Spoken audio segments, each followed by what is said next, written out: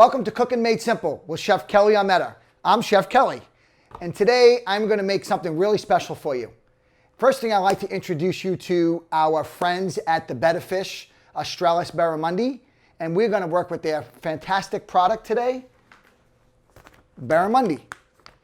So, as you may or may not know, I'm a consulting chef for these folks. I work really closely with the team, and we do a fantastic job promoting and trying to get our fish out there and really showcase what it can really do for you from a flavor standpoint, a versatility standpoint, and really a health standpoint. So I want to introduce you to this fabulous fish, where you can get it and how to make it. So we do have an aggressive menu today, okay? I know I'm going to make it simple, and I do want to tell you about making it simple. Individually speaking, each recipe is simple. When you put them all together, it may seem like it's a little bit more complicated. So today we're going to break them down into 3 separate recipes, okay? And don't be alarmed or scared because there's a lot of ingredients on some of them, okay? More ingredients doesn't make it more difficult. It's maybe the technique, how you put it together, and don't get scared if you don't have something, if you want to substitute something else. And we'll get to that in a little bit. But let me talk to you about the Better Fish. And truly is the Better Fish. And I've been working with these folks for about 3 or 4 years now. And Australis does a fabulous job. The Better Fish is really, if you go to thebetterfish.com, you really get to see what we're about. A sustainable product that just really eats really fantastic. It's a white fish that has a buttery flavor to it. It's very mild, but it has a lot of omega-3s. It's the highest level omega-3s of any white fish. So you're close to a salmon level, not necessarily at a salmon level, but close to it. Really lean and low in the negative fats, all really healthy, good stuff for you. It's a farm-raised product out of Vietnam, and the best part about the product is that it's certified. It's certified as a aquaculture best practice, and everything that they do for the environment on the best quality you can handle, and for the environment and for the product itself. So with that said, I'm going to tell you a little bit about the packaging a little bit, just so you know where to get it. I bought these today at Market Basket has it, BJ's carries it, a lot of other places do carry it as well, but those are easy to get at the stores. They're 6-ounce fillets right here that have no skin on them, okay? And what's nice about this particular fish is that it's already portioned for you. So you can do a couple different ways. It comes in these convenient packaging, right? So you take 2 out or 1 out, whatever you want. It's got a little bit of a tear right here, a little notch that you tear it, and voila, it's already good to go. What's nice about this particular product is that you don't have to pull it out in advance. You don't have to kind of slack it out or portion it. It's already portioned, and you don't have to pull all of it out, right? You only pull out what you need. So if you get a bigger packaging that has maybe, let's say, 5 or 4 portions, you only need 2 for that night, you pull out 2. You don't have to waste the whole thing. It's freezer stable, so it stays a long time in there. It's packaged really well, and you could do so many things with it. So that's the fundamentals of the product itself. You can see it right here. Notice that I did dry it. There was a reason for that, because inside the packaging is some natural moisture. If you're going to work with the fish, you definitely want to dry it, and we'll talk about that as we start cooking it. But the first thing we're going to make a kind of a Mediterranean style one. It's going to be really simple, but it's going to take a few minutes to get going. So we're going to do a little pomegranate glaze, right? So we're going to put this inside here, and we're going to get this just to cook down. We don't need a lot of it, just a little bit of a glaze on it. And if you don't have pomegranate juice, or you don't want to use pomegranate juice, okay, feel free to use balsamic glaze, right? You can certainly do that if you like. But I like the pomegranate juice, which has a different type of sweetness, a little tang to it. It just works a little different. So we can reduce it down to a syrup consistency. The sugars in it will naturally caramelize and start to make it a little bit thicker, and that's what we're doing right here. So a little bit of pomegranate juice right inside here as you're cooking. This is so simple, okay? I do want to talk about this particular dish. We're going to use some broccoli rabe, okay? I got some already pre-cooked here, but I'm going to tell you how to cook it. We got a little Parmesan cheese, or Pecorino, I should say. We have a nice blend of Mediterranean Sicilian spices, a blend that I make myself. And on this spice blend, I have some basil, fennel, some lemon zest in here, oregano, thyme, and rosemary, okay? And that's what this blend is, my personal blend. Some red pepper flakes, a little bit of lemon juice, and my brand of olive oil that I kind of work with, that I kind of made sure that it fits what I'm looking for in terms of flavor profile. So that's working right there. So let's get this stuff going, okay? So we're going to sear this one. This is a simple one. This is very simple ingredients, and we'll talk about the broccoli rabe in a second as we get going, because we can do talk and cook at the same time, right? So we're getting a pan nice and hot here, and I'm going to take this one piece here. The rest of it we're going to cook for the others. So we're going to take a nice piece here. If it's got a little flap, just fold it over, right, on like that, and you get a nice thick piece here. Okay, so we got oil in the pan. We don't need to oil that. We're going to put a little bit of salt and pepper, right? And we're going to be easy on the salt and pepper because the blend that I have here, I have a little salt and pepper already in it. So we're going to put this little spice blend on it, right? And we're going to put some Pecorino cheese, okay? It's going to get a little bit of a crust. You don't need a lot of it, just enough. And certainly you can omit it. Now, what's the rule not to eat cheese with fish? That's an old rule. Eat what you like. If it works good, it makes it. So listen, what does the cheese do here? Gives it a creaminess, gives it a saltiness, gives it, in some cases, maybe a crustiness, okay? It's not gonna hurt it. And what I'm trying to show you here, that this Barramundi is very, very flexible, right? Very versatile. You can do a lot of things with it, all right? So we got just to kind of show you what's happening here. This is the pomegranate juice kind of cooking down. You can see it boiling. I want to kind of, so when you put the lid on, it takes a little longer to go because the steam doesn't come out. If you come like this a little bit, you can reduce it, and you put the lid right here so it doesn't overflow. It's kind of on the edge there. But you still want to watch it. You don't want to go too fast on it. This will go quickly. See, the oil's getting nice and hot. I can see how it's coming here, right? That's going there. That's cooking it down. All right, let's talk about broccoli rabe. All right, so this is what broccoli rabe is, right? We see it here. These leaves right here, and they have a little bitterness to them, these nice little florets on top. So when you get the broccoli rabe, most of the time, all of it is really, really edible. These can be a little bit stocky, so I kind of take that pot down here. Now, what I did with these, I blanched them ahead of time. Boil in water, okay, boil in water, salt, because you're going to flavor it, and here's the trick, and a little bit of sugar. So if you got maybe a pot of boiling water, call it ½ gallon, and you put 2 tablespoons of salt to it, and you put about 2 or 3 tablespoons of sugar. Why sugar? Cuts a little bit of the bitterness out. Think about it, right? You have coffee, it's bitter, put sugar in it, kind of cuts through it. So a little sugar in the water kind of cuts that bitterness out. So a little trick there. So you drop it in boiling water, right? 2, 3, 4 minutes, enough to kind of get it nice and tender, so these stalks are not so strong and tough. And then ice water.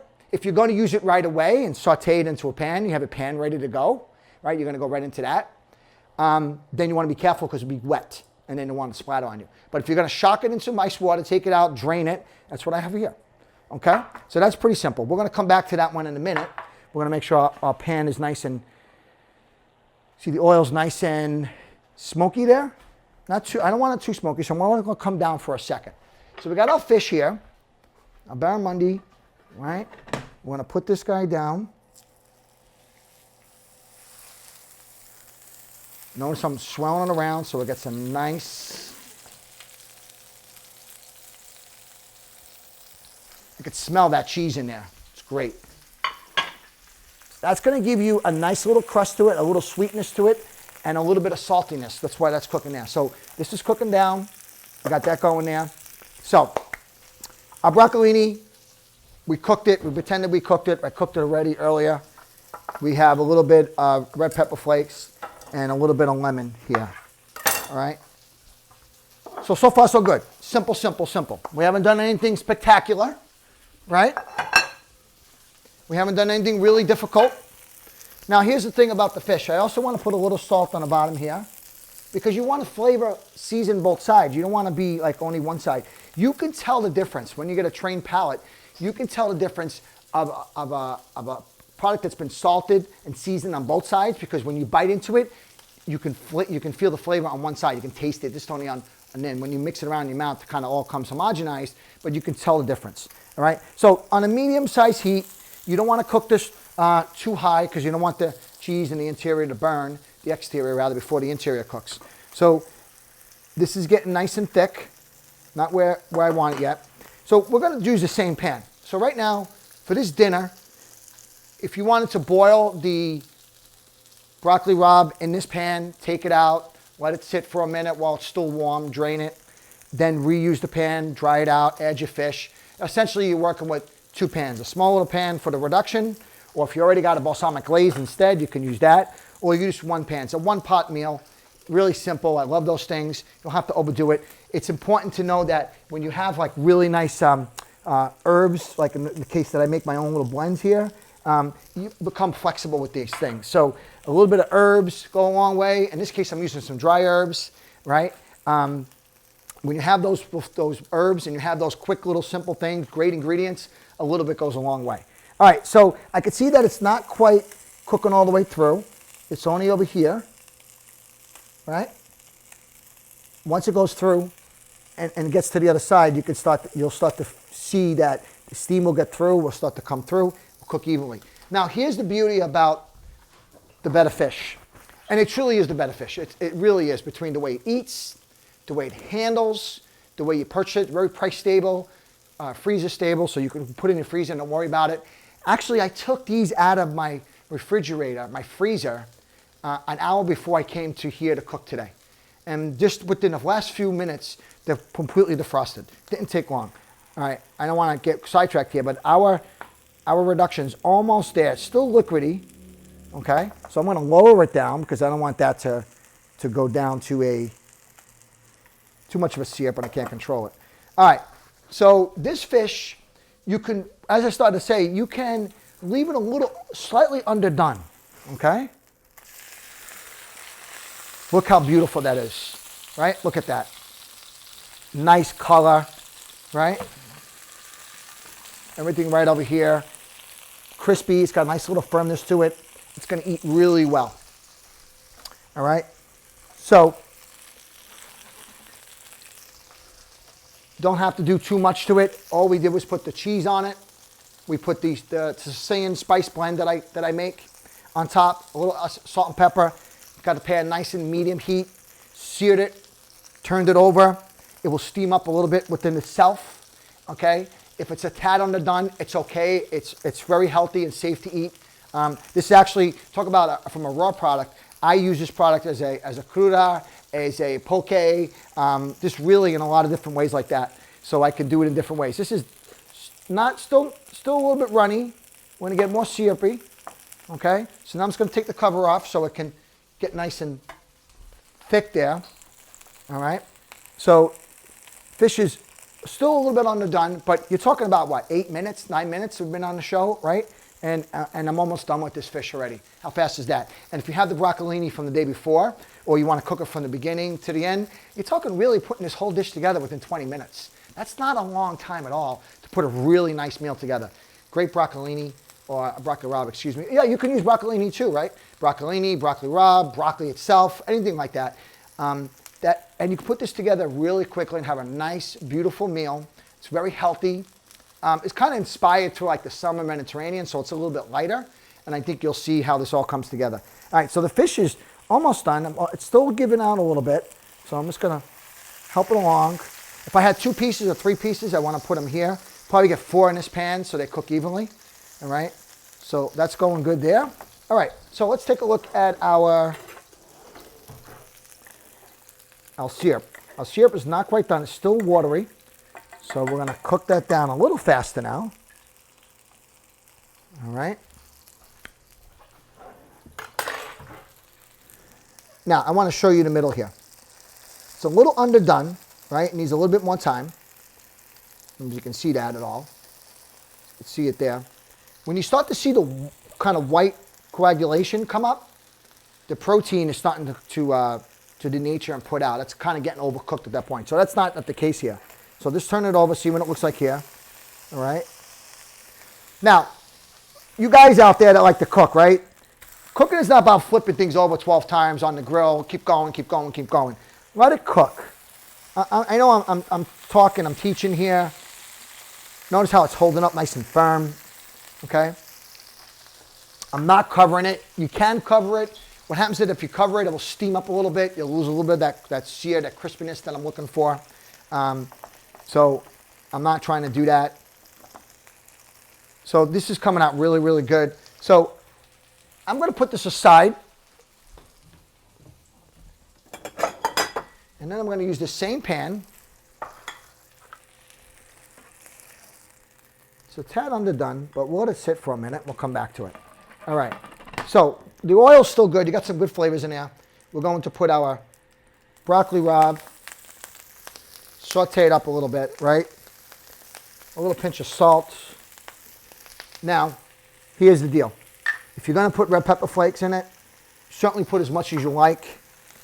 Put them in right where the oil is so they start to homogenize and kind of come out of the oil as you cook, right? They start to seep out and infuse. And then you're going to hit it with a little bit of lemon. And this lemon is going to kind of steam up a little bit. And that's going to give it a good flavor. Now, this broccoli rabe and this fish, and if you want to keep it completely meat-free or you don't want to do sausages, but this would be great if you had a little fried spicy sausage as opposed to the red pepper flakes, right? If you had spicy sausage and you fried them up in the pan, and then you put the broccoli in there and you kind of saute it all together, put it on the bottom of the plate, that's a great way to work with this fish. This fish will hold up. That's the beauty and the versatility of the better fish, the Barramundi, is that it handles different styles of cooking. It holds itself up, picks up flavors really well. It has a great texture, does really well. So on this guy here, we're just going to saute this here. Got the red pepper flakes going. All right, so now our sauce is just about ready. I'm going to add a little bit of lemon to this.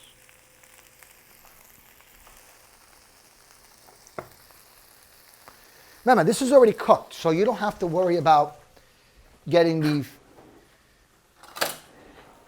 it cooked all the way through. And don't forget, remember I talked about the sugar, right?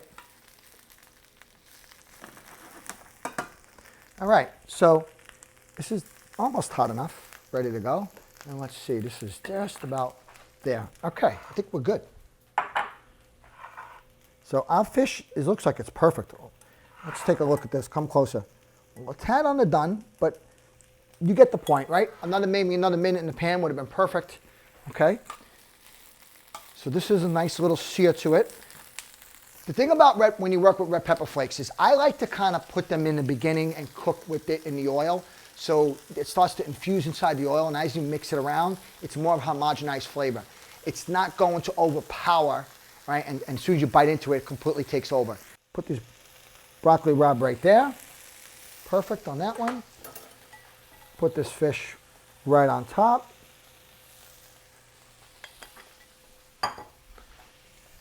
Beauty of the whole thing.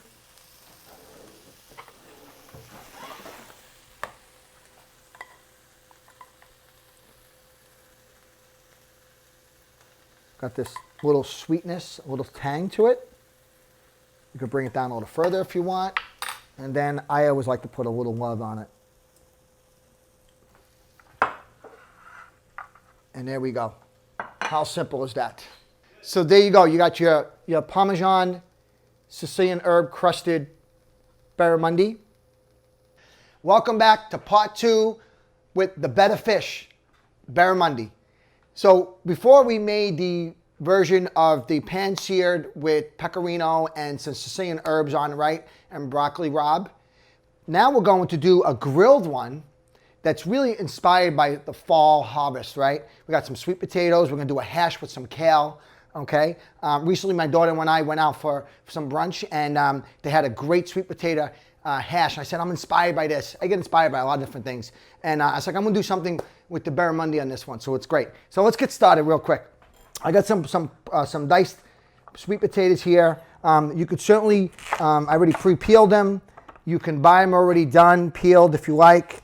You can control what you want here. You can have leftover, you can roast them, and then whatever's left over, you can make them into a nice hash out of it. Or if you do like a roasted one, what's meant, you take a roasted sweet potato and then scoop out the interior the next day, and you can kind of fry that in a pan, kind of the same way. It's more of a really mushy hash, but it's really great too. All right, so we're gonna get this thing started. It's kind of a two-step process. We got some water boiling here, okay? And we're gonna put the sweet potatoes in here. Now, sweet potatoes cook differently from regular potatoes. There's really no starch to it, and they're actually not a potato, right? They're not the same. They kind of look like it, but they're not in the same family. So we're going to boil this for a few minutes to get it started. We'll drain out the water, and then right in the same pan, we'll sear them up with some onions. We'll throw in some kale, put some garlic in there, kind of cook it up really quickly. Okay, so in the meantime, while that's going, all right, we are going to talk about the kale. So you can use baby kale if you like. It's kind of a lot of money to doing it. It's great for a salad, and you don't have to do any work to it. But you get these big kale, right? You can use Tuscan kale if you want. Tuscan kale is a little firmer, so you probably have to cook it longer. This kale, you take these stocky stems. If you want to use them, you can cook them up and raise them longer. But you got these nice big stocky leaves here, right? So I already chopped them up. They've been washed already. So I got them right here. And we're just going to kind of cut them kind of big. Just big pieces, right? Now, these can be a little underdone. It's okay. They don't have to braise the way other types of kale would be, or other vegetables, green vegetables would be, like a cabbage or something like that. You can use Swiss chard if you don't have it. Certainly be my guest. If you don't have the kale, or you find you have Swiss chard left over, Swiss chard loves this time of the year. So if you're growing it in the fall, they love the spring, they love the fall. So if you're growing them, you could certainly use that. Really, it's all about the last minute putting it in, and keeping that vibrant green and keeping those great vitamins that they have in there, and those nutrients. Okay, that's what's good about this one. When you wash them a little bit, the water that you have in it, and the natural little water on it, kind of steams it up. All right, so we have the kale going here. We have some onions already chopped. I'm going to save some of those, so remind me to save some. I need it for the next dish. Got some garlic, got a little thyme here. Okay, so on the garlic, I'm just going to kind of chop them big.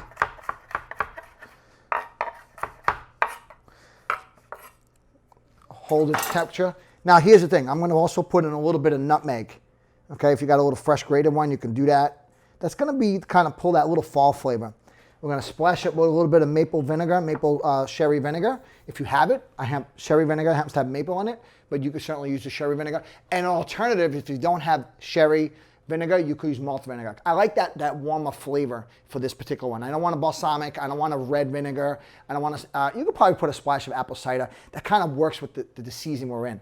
Okay, these guys are just going to kind of steam up a little bit, roast. We'll take the water out, as I mentioned, and then we'll go ahead and sear them with the remaining vegetables. We got a little thyme here, so we'll put the thyme on the side, and we'll give it that nice little fallish flavor, these nice herbiness to it.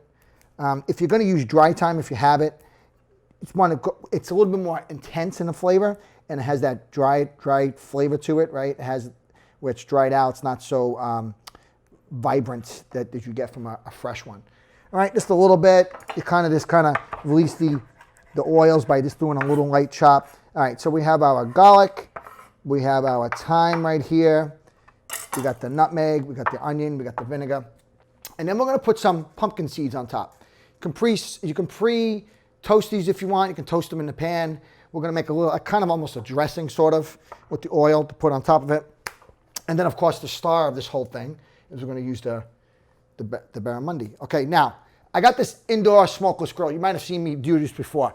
It's really a nice piece, particularly when you want to cook some grilling stuff, a little healthy eating. It's non-stick.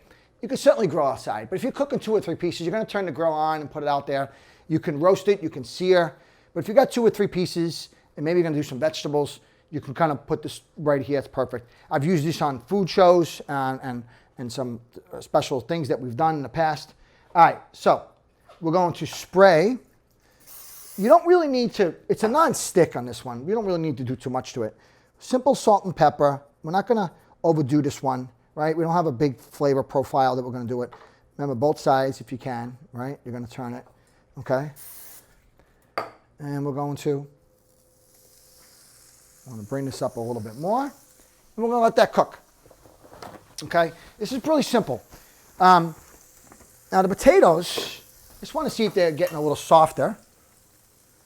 Yeah, they're not bad. They're pretty close. So I'm going to drain that in a minute, and I want to let them cook the rest of the way. Like I said to you, one of the key things, if you can do it the night before, use it for one night and do a nice roasted sweet potato, save what's left over, make a few extras, right? And then go ahead and use them the next day. That makes it easier for you. Cooking made simple. You've cooked one day, you repurpose the next day for something else. All right, so we got this potato just about done. Didn't take long.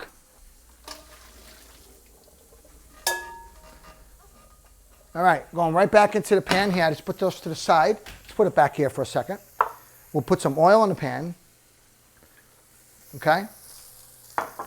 Now we got our onions. Turn this guy up. Let's get a nice little sear to them, right? Now, you caramelize onions, you get the sugars that are naturally in the onions, they come out, they turn into caramel, hence the name caramelized onions. If you do it too fast, too high, you kind of burn them, they're still kind of firm on the inside. So you want to get it started, then lower it down a little bit to a medium so it slowly goes. I don't want it necessarily have it completely caramelized deep, okay? And I don't want to put sugar on it. Well, people kind of put sugar on their onions. I don't like to do that normally. I like the natural stuff to come out.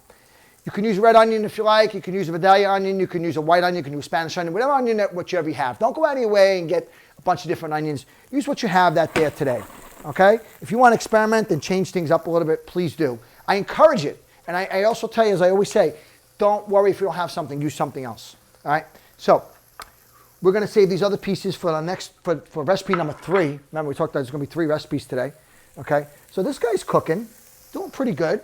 Let's see how he's holding up. So see the color right there? It's going good. It's not deep enough. I want to turn this up a little higher. This is maybe done before this is done. This thing is wonderful. I like it a lot. We use it a lot. Notice there's no smoke inside here. It gets you nice grill marks to it. Nice flavor. All right, so it's really a nice healthy way to eat. This is the perfect combination.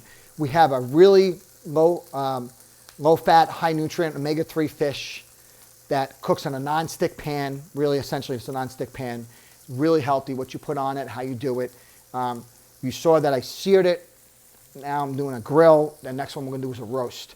I've made them into tacos. I've deep fried them. I've coated them with breadings. I've done all kinds of different things. I've served it raw. All right. Caramelization, right? Happening right there. So we're not going to work too hard on this onion. I don't want to overdo it, right? I want them to get a little softer. If you do too hard of it, if you do it too hard, right, and they sear too hard, and they're too hard to work with, they don't really pull the flavor out enough with the potato, right? They just kind of just have their own character, and they don't really kind of mush them together. All right, so now we got our potato in here. We're going to sear them up. We're going to make this nice hash. They're all going to cook together, right? I'm not ready for the garlic yet. Now, why am I ready for the garlic? It's very simple, guys. These are bigger than the garlic. Common sense. These can handle cooking longer. The garlic doesn't. So if you put the garlic in now, it's going to burn on you. Pretty common sense, right? So wait. All you guy chefs out there, I know you want to touch it and move it. And you do it all the time. I see it all the time. The cooking is moving a lot. No, it's not. Leave it alone. Let them sear up. Let the potatoes get a little brown, okay? Notice I'm touching it. I'm not afraid to get my hands in there, okay?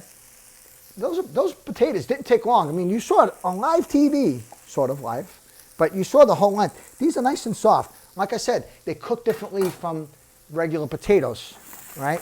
Let them sear up. You can see the color starting to come out, right? We'll get our garlic in here. We'll get our thyme in here, right? We'll splash it. We'll put a little nutmeg. We'll splash it with the vinegar, right? Then we'll put the kale in at last second and let it get nice and it's wilted, essentially, okay? Now, if I was maybe in a restaurant setting, I may take the kale and kind of fry them in the pan, in the side on a real hot oil, almost like a deep fry, so the leaves get blistered, and throw them last second. They hold up a little differently, kind of a different texture. I may do that, right? All right, so this guy's ready to flip. See that color? I just brought I brought the temperature back up a little bit. Didn't have to do anything to it. Look how simple that is. A little light spray. I didn't put too much on it. It's going to eat nice and light. It's going to pick up the flavors really good. Okay, it's going to be a beautiful, nice little hash. All right, so we got the potatoes searing up. Now it's time to put some fun in here, right? We're going to put our thyme. Thyme is one of those herbs. Now listen, you could put sage, you could put rosemary if you like. But thyme and rosemary and sage are those herbs that you really do want to cook them a little bit. You don't want to put them last second. You want the flavors to start to kind of cook up a little bit. All right? So we got to put some salt and pepper. All right? Notice I have this nice coarse ground pepper. I like this. I like the way it feels. I can control it. It's a little more of a bite. If you don't want pepper, that's fine. Don't have to have it. Or if you like the powder stuff, the white or the black pepper kind of fine, you could do that too. All right? So we're going to let this guy sear up. It's getting a tad dry, so we're going to add a little oil to it. There we go. You can see it now, right? Now, I think what we'll do is we'll put a little bit of pumpkin seeds in here in a little bit, kind of cook it all and tie it together. I think that'd be nice, right? Got our salt and pepper. So now I get the thyme smelling through. I can smell the thyme. The garlic's actually starting to cook. That little oil kind of released the oils as it started to cook with the thyme and the garlic. So that really kind of helped it along there. All right, we'll let this nice and get brown. Don't forget, we have our fun little kale over here. All right, let's see. Our fish is a little bit soft here. It's not quite done, but he's getting there. Doesn't take long.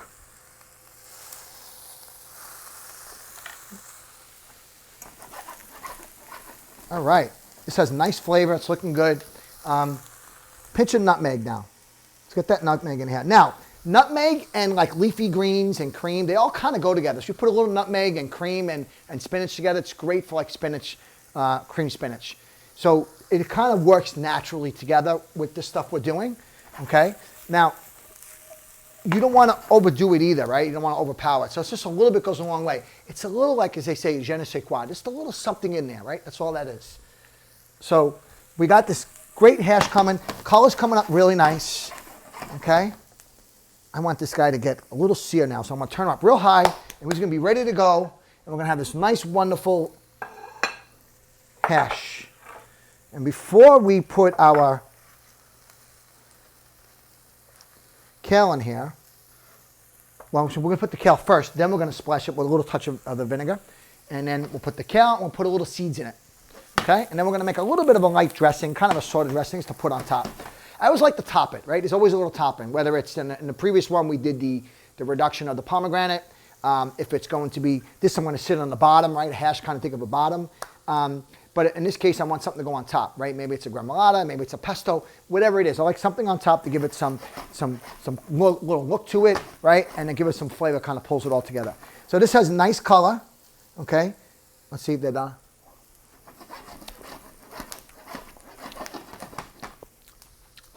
Done. A little more salt. A little more of that nutmeg. I don't get enough of it. Okay? All right. Now, a little secret if you want to do, and it's completely up to you. Depends on what you got in here. I got sweet potato here. We could put just a little pinch of honey. And I'm not talking about a lot. I'm just talking about a little bit, just to pull the sweetness out.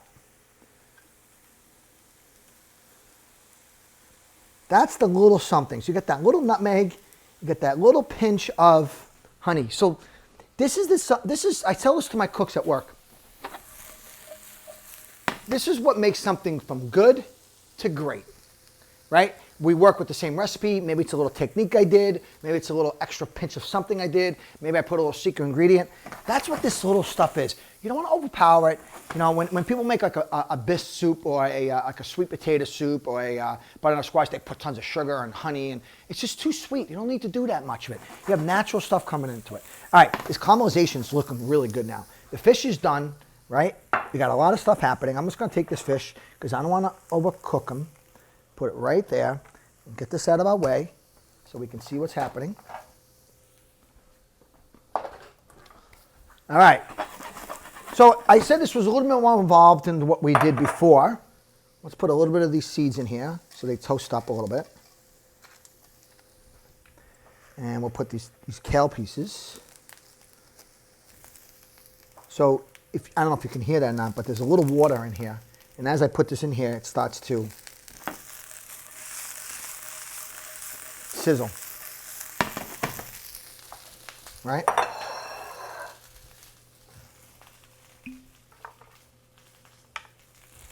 And now just a little splash. I didn't do a lot. I did very little. I could smell it coming right out. Right? So this great little hash. How they taste.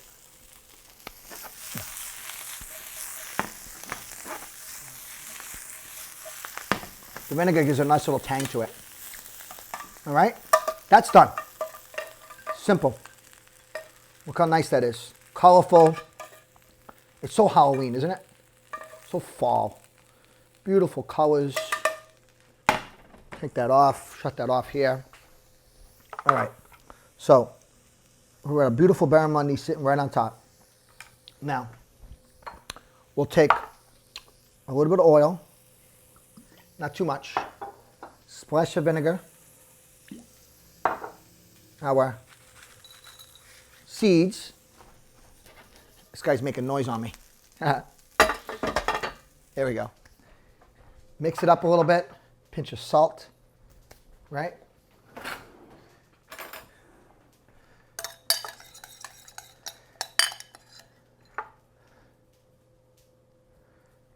And a little pumpkin seed dressing, if you will. Right? Drizzle on the side. You got a really beautiful harvest. And there you have a nice fall harvest of a sweet potato kale hash and a pumpkin seed dressing over barramundi. Welcome back. Part 3 of working with the better fish, barramundi. And this has been great so far. We had 2 great dishes, really simple, right? The first one was extremely simple, kind of Mediterranean, finishing up the summer season, right? And then we got a nice fall harvest with the second one with a grilled technique as well. And now we're gonna do a roasted one. And what I like about this dish here, it's like you put it all together, you pop it in the oven. It's not a lot of work to do in terms of as you're cooking, right? Just kind of put it in the oven, you go away. It's a little bit of pre-work. It's a little more stuff involved that you gotta do. Now, don't feel obligated, like I say plenty of times, that you gotta use everything here, okay? Matter of fact, when I first wrote the recipe, I didn't have sweet potatoes in it. But since I have it left over from the previous one, I might as well use it, right? So you could do those things. Use what you have. Use what you're going to use in here, okay? I want to make this simple. So before we get started with that, I want to talk about mashed potatoes. Everyone thinks they know how to make mashed potatoes, and they're great, right? You just boil the water, you boil them till they fall apart, and then you strain them, and you put butter and milk, and you heat up the butter and milk and put it in there. No, it's not the way to do it, okay? So making the proper mashed potatoes is you want to kind of cook them as big as possible. Okay, that's important to note, right? You leave them whole. Just because it's a small pot, I cut them in half, but I had big potatoes, as big as possible, and you want to season the water, put salt in the water, just like with pasta, right?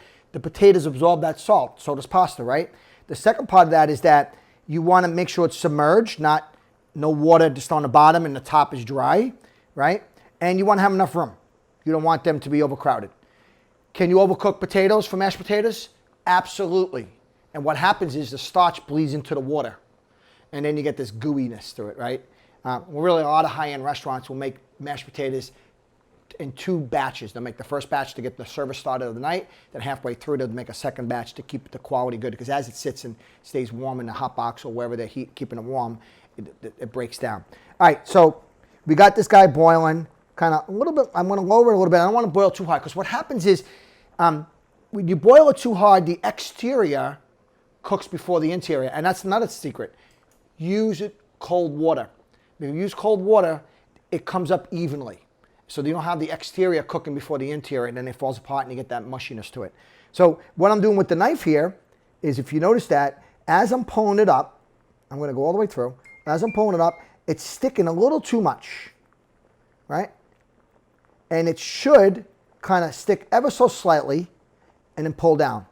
But it's sticking, it's a little too much. So let that go for a little bit. We'll come back. Now, the next part of that equation is we're going to add in cream. We're going to heat it as we mash it. And when you make it a large amount, right? Let's say it's got like 15 potatoes. You're doing a big pot, right? Big pot. Or in my hotel, I may do a lot. I heat up the cream on the side. So you want hot cream and cold butter. I tell this all the time to my cooks. Cold butter, hot cream. The hot cream keeps your potatoes hot. Okay, don't lose the temperature. The cold butter, if you put them in the milk and boil them, it breaks down. It gets greasy. So you want the cold butter so it stays emulsified. Okay, and you get a nice, perfect potato. What's unique about this one is we're going to put a little bit of horseradish, fresh horseradish. So it has a nice little kick to it, right? And a nice little kick, little tang to it. So that's what we're going to do. So we got the potatoes working. They're not quite far off. I had them started to pre-cook earlier, so we're going to let that guy go. The fish is really simple. I just want to season it in a second, but I want to get the vegetables going because that's one of the longest things that we're going to have to do here. Let's talk about the vegetables. I got some butternut squash. I got some carrots. I got some parsnips. I got some onion. I got the sweet potato left over from before, and I got a purple top turnip, some garlic, and some thyme. Now, I leave the skin on this. I like the skin. It's fibrous. It's good for you to fiber. If you just clean it with not a Brillo pad, but a scouring pad that's no soap on it, on the water, you get inside the crevices. It's perfectly acceptable to eat that way. The carrots, again, same thing. You can do it when you got baby carrots that are fine. You can't really peel them. You got to wipe it with a scouring pad as well, right? So you can also use your knife like this to get some of the deeper gouges in it. Okay, but this fibrous stuff is okay, right? Pretty simple, right? You just kind of do this like that, and you're good to go. I like the rusticness to it. And I like the fact that I don't have to peel them. I get more volume out of it. The purple top turnip, you can use rutabaga turnips, right? I like this because I like the color too. The color combination is great. Again, I cleaned these already. All we're going to do is just kind of cut these into these roasted vegetables. I actually serve this at my hotel with the same fish actually at my hotel in one of my banquets where I do a roasted fall herb root vegetable like we're doing here, and I lace it with a little honey, which is what we're going to do here as well. So a little honey, it makes a natural juice to it. Okay. So we're just going to take a little bit of this. We're not going to use it all. Okay. Now, if you get them relatively close to the same size, they should cook evenly. There's a couple of bigger pieces here. I'm just going to smash these. I don't mind them being a little underdone. As we talked about before, you can have these vegetables all underdone. It's okay. It ain't going to hurt you to have underdone vegetables. Okay? You mix all this stuff. It's quite a bit. If you don't have them all, it's okay. If you have some leftover stuff, great way to get rid of small pieces. You got one carrot. What are you going to do with one carrot? You got one parsnip. What are you going to do with one parsnip? You start throwing them together. You got nice little, in other words, a hash, or in this case, we're going to roast them in the oven. So we're gonna smash this, some garlic, nice and whole. I'm not even going to chop it. I want them big. They got to hold up to this stuff here. We'll put the thyme in a second. We'll put some oil, right? Now this one, when I was talking to you about earlier, we're going to put some honey in it. I lace it with honey. And it makes a natural sauce. And then what I want to do is I'm going to splash up either a little water or wine. In this case, I just got a splash of water, and that helps it cook a little more evenly, right? Salt and pepper as always, right? So you can put rosemary in here, sage in here. These are great herbs that go with this type of flavor profile. We're going to put this thyme in here. We're going to use the thyme in two ways. We're going to put some on top of the fish, and we're going to put some in here as well. So thyme and some honey.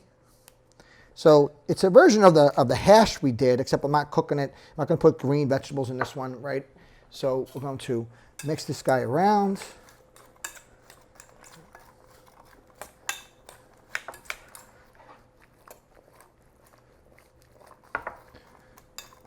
Let's see if it's good already. See, I ate a raw vegetable. Oh my God, something's gonna happen to me. It's okay. You can eat raw vegetables. It's good. All right. So we put this here. Spread it out so they cook evenly, right? This was a fat piece. We'll cut them over here. All right. I think our potatoes are close to done. Just want to see. Not quite. This one's still too fat. See how it stuck really big on that one? Kind of came all the way up. Not quite ready yet. So I want to steam it up a little bit. So they steam. Lower it so they don't just boil too high. All right. 375 to 400 degree oven. It depends on your oven. If your oven is really slow, raise it to 425. If you've got a convection in there with a fan, you might want to go a little bit lower, right? 25 degrees lower on average. All I'm looking to do is get it nice and caramelized a little bit and roasted, right? That's what we're looking to do. That water kind of helps it steam it, should cook it through, and then you get that little roastedness on the outside. And it makes a natural sauce with that water, right? You got the honey in there, you got the oil, you got a little bit of the water. All those vegetables kind of seep out. Beautiful, you got a natural sauce to it. You don't have to do anything fancy to it. So you put that in there. What's nice about this, you can do it the day before. You can take it, whatever's left over, make a soup out of it. You can just saute it in the morning and have a little bit of fried egg on top of it. It becomes really versatile. So make extra, it's okay. If you buy the vegetables already chopped, all I suggest is that make sure they look relatively the same size so they cook evenly. And it's great. It's a labor-saving, time-saving. Absolutely, it's great for you to do that. All right, so we got that working, right? We got our vegetables going over here. So let's talk about our fish real quick. All right, so really simple. This barramundi, as we talked about, it's so versatile, right? We grilled it, we seared it, now we're going to roast it. So we're going to put a little bit of oil on the bottom of this Le Creuset pan, kind of a cast iron coated pan, right? We're going to put the fish in here, and I want this fish to kind of overlap, and I want them on the thicker side. Because I want them to kind of roast and with a little bit more, I want them cooking evenly, right? So I want them as thick as possible. I want them to kind of hold their moisture in it. So we're going to cook it on a higher temperature. All right. We'll put a little bit of salt and pepper on these guys. All right. I don't really want much moisture because I want to get it to dry out a little bit. What I mean is I don't want to be too wet and mushy. Okay. Put a little oil on top. Now, one thing about this fish, it's really forgiving. The barramundi, the better fish, really, really is forgiving when you cook it. Cooking in a banquet setting has been really great for me because it holds up to the long period of cooking. So now we're just going to take these big pieces here. And then also, as I said, it not only holds up to a long period of cooking, but it holds up inside the boxes that I'm working with. We'll stick this little thyme underneath here, right? Just to kind of permeate a little bit, perfume, right? And that's really all you need to do. If we wanted to put a splash of water or lemon, it's fine. Go ahead and do it. Because of the flavor profile is not really kind of that lemony, summery feel, but you can put a little oranges, clementines, right? Put a little splash of that. That will kind of pull it out because the oranges and clementine, believe it or not, are more of a winter fruit, right? They grow more in December. You think about clementines always at Christmas time, right? They actually eat better at that time of the year. So, all right, let me put these in the oven.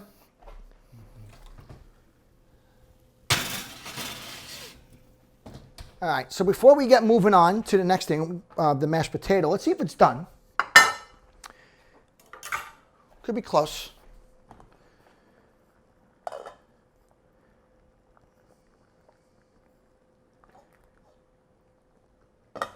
So I need about 2 more minutes on my mashed potato. So what we're going to do is we're going to cook the fish in the oven and the vegetables in the oven for a good 25 to 30 minutes for the vegetables. And we're going to cook about 15 to 20 minutes for the fish. Okay, if you're timing it, we know to put the vegetables in first. You go about 10 minutes, then you add your fish in there. It really depends on your oven, depends how thick it is, what kind of pan you're using. All those things play into it. Okay, but generally speaking, you're looking at 25 to 30 minutes for the vegetables, and you're looking about 15 to 20 minutes for the fish in the oven. I didn't do too much to the fish, you saw that. And you saw what I did with the vegetables. I add a little honey, a little bit of splash of water, some oil, some thyme. You can add rosemary, some sage, salt and pepper. We got a bunch of different vegetables. What's nice about those vegetables is that they lend themselves to each other in terms of flavor profile. So it's not one's going to stand out over the other. They're all going to kind of come together. All right, so we're gonna let these guys cook, and I wanna see you guys back in a few minutes. Okay guys, so welcome back. Now, we're at part 3 of our 3-step different recipes for the better fish barramundi. And right now we're gonna make some mashed potatoes. And we talked about how to make them the right way, right? Don't overcook them, and make sure they're submerged. Don't cook them too high of a temperature, cook them whole, okay? What kind of potatoes, we didn't talk about what kind of potatoes, but these are about ready. We're going to, see, they're barely sticking up. They're kind of pulling up as they're coming up that way. They're kind of sticking just a tad. So that's good. We're going to drain these guys.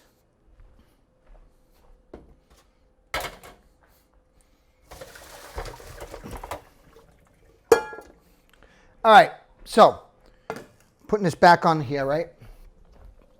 And what you need to know about the potatoes is that russet potatoes and Idaho potatoes have the best starch content for mashed potatoes.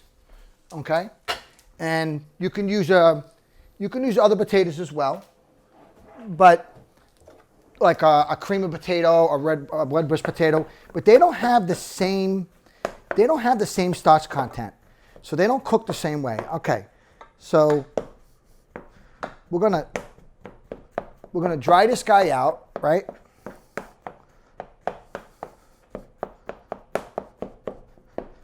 And he's cooking a little bit. I'm going to lower this a little bit. And it's drying out. And that's the key. You want to make the potato nice and light, right? So if you're doing this as a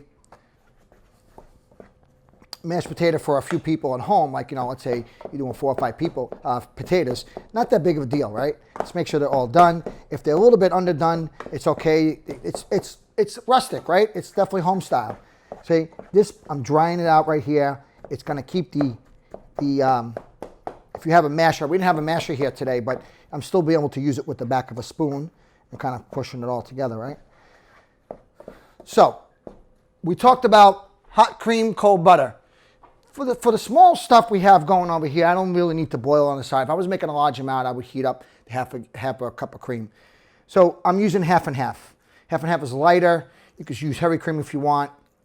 You can omit the cream and use a little bit of water and kind of make it a little bit lighter, more like a smashed potato or a stock, if you will, right? That could work too. So all you're looking to do is heat up the cream inside here, and it gets nice and creamy. And as it dries out, okay, pulls it all together. Now I don't mind my mashed potatoes being a little lumpy. Put a little bit more. Now this is important. Before we actually move on with butter and everything, I want to put some salt in it because I want the salt to be inside the cream so it dissolves better, right? If you're going to put pepper now. I happen to have black right here, but white is better. And then we're going to put our butter, okay? So unsalted butter I like to use because I'm able to control what is in it, right? I can put as much salt as I need to, as I want to. So put our butter here. And then we have our horseradish. So we'll see how this goes in a second. So the horseradish isn't as sharp as you think, especially when it's inside the potato. Kind of softens it up a little bit, right? So the flavor gets the starchiness. Now think about salt inside the potato. Let's talk about that for a second. Potatoes are bland, right? We talked about that before, right? So they need something to help it. So this is when you think you have enough salt, just put a little bit more. See how nice and creamy this is already coming out? Nice and fluffy. And then as it heats up even further, okay, and the cream gets absorbed, in this case, a half and half, and it dries out, they come even light and fluffier. The starch content is going to make it nice and light and fluffy. So I'm going to put our horseradish in here. Probably 2. I don't want to overdo it either. So this is a nice flavor. Oh, it smells good. Once it heats up, it comes right out. Oh my God, it smells so good. That heat just kind of makes it perfume. So look at that mashed potato right in there. So let's see how this is doing. Let's taste it. We have to adjust it.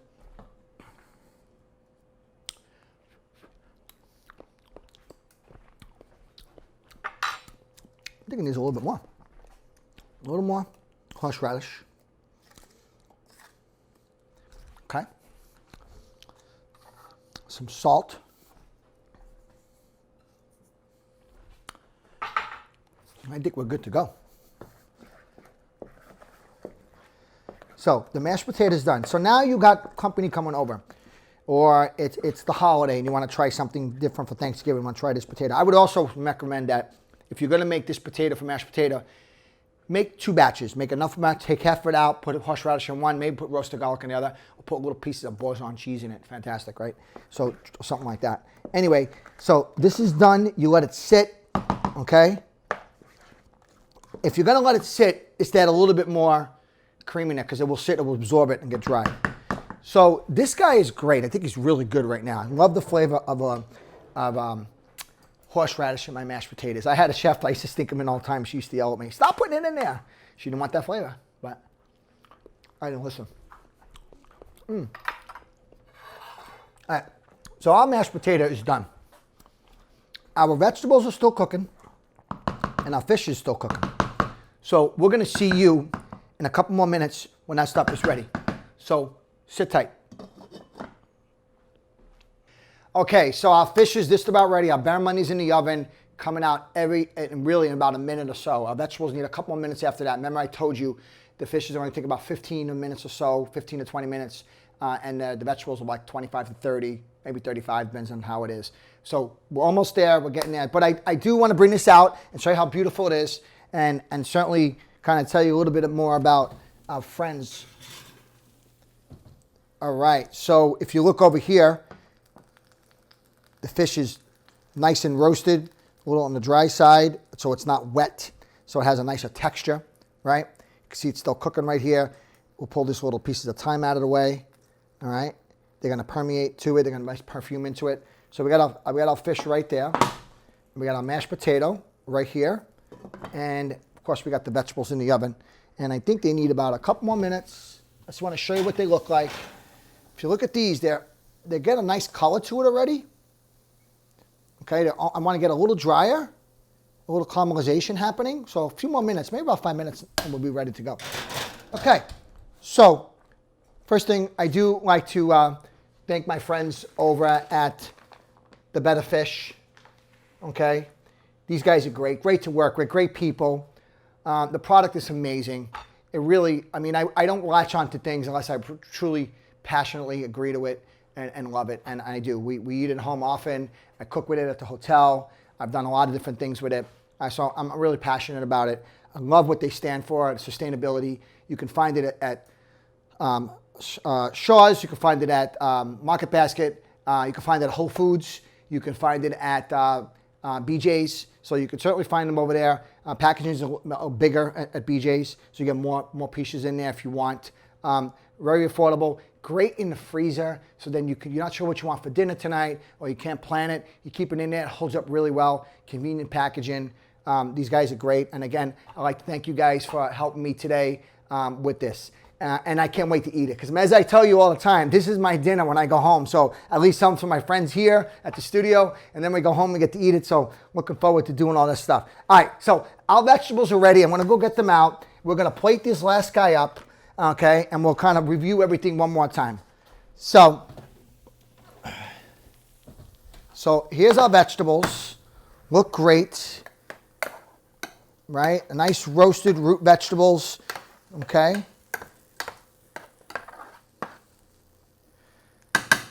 All right, so we have the horseradish mashed potatoes. Make sure you give a lot. Don't be cheap with it, all right? Nice 3 pieces here. Okay, we're going to take our, now notice I put these together. They should hold up. Like when you cook pieces together, the protein coagulates into one another. So we'll take these little pieces of stems out, okay? And if they didn't really stick together, it's okay. All right, we put these 2 pieces here. Right on top. Notice it's done all the way through. A little flaky right there. Get this out of the way here.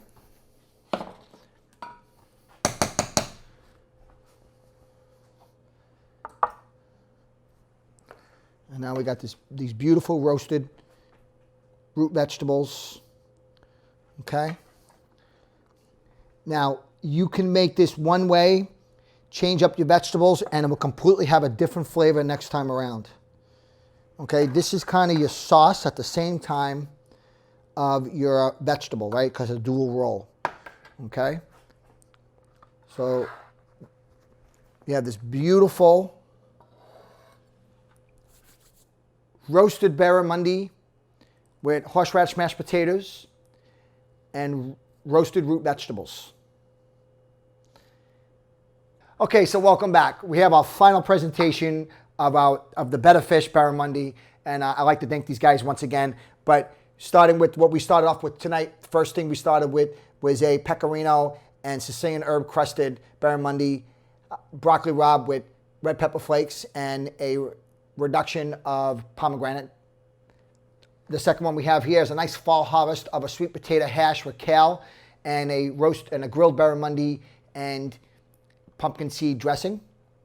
And finally, we ended it with a really luscious and rich, flavorful horseradish mashed potato, roasted barramundi, and roasted root vegetables with that. So they're all great. They're all easy to prepare individually, from easy to a little bit more complicated to a little bit even more complicated. But I think you really enjoy all these things. So thanks again for joining me today, and we'll see you real soon.